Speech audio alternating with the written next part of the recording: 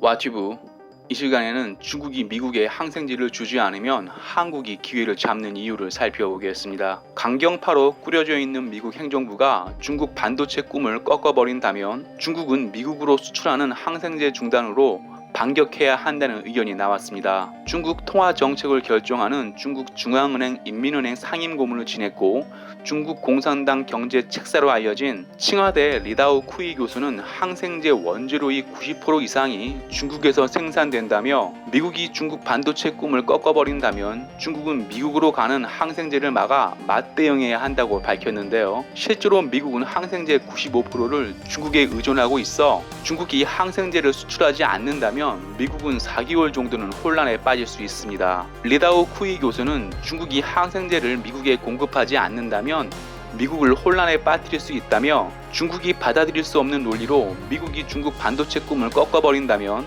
중국은 항생제 수출을 금지할 수 있다고 밝혀 반도체로 타들어가는 중국 속내를 드러냈습니다. 중국 공산당 경제 책사로 알려진 리다오 쿠이 칭화대 교수는 현 중국 공산당 경제 교과서 뉴 노멀 중국이라는 책을 쓴 인물로 뉴 노멀 중국은 현 중국 공산당 경제 정책을 압축한 책이라 해도 과언이 아닙니다. 중국 공산당 경제 방향을 알고 싶다면 뉴 노멀 중국을 보면 됩니다. 중국 여러 지식인과 공동 집필한 책 뉴 노멀 중국은 책 이름에서 알 수 있듯 중국은 14억 인구가 있기에 세계의 새로운 표준을 만들 수 있다고 쓴 책입니다. 현재 벌어지고 있는 미중 패권 전쟁 속내를 하나하나 뜯어보면 2차 대전 이후 미국이 주도한 표준을 지키려는 미국 동맹국과 새로운 표준을 만들려는 14억 중국 싸움입니다. 하지만 중국 공산당 경제 책사이자 미국통 리다오 쿠이 교수가 밝힌 항생제 수출 중단이라는 카드는 실효를 얻을 가능성은 적고 실천하기에는 더 어려우며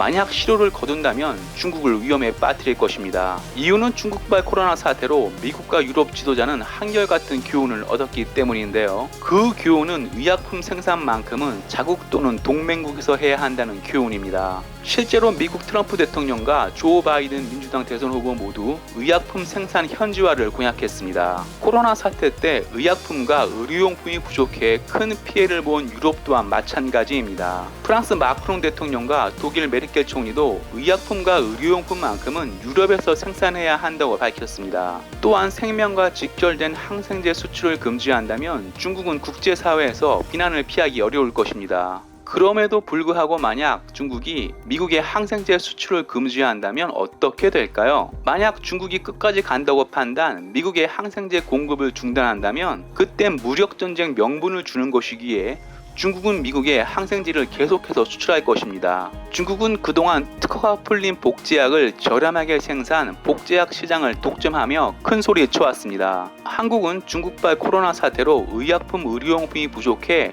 피해가 커진 미국과 유럽 피해를 타산지석으로 삼아 의약품과 의료용품은 한국 내에서 생산해야 하겠습니다. 중요한 것은 한국은 미국과 동맹인 만큼 글로벌 의약품 위탁 생산 기지가 될 수 있다는 것입니다.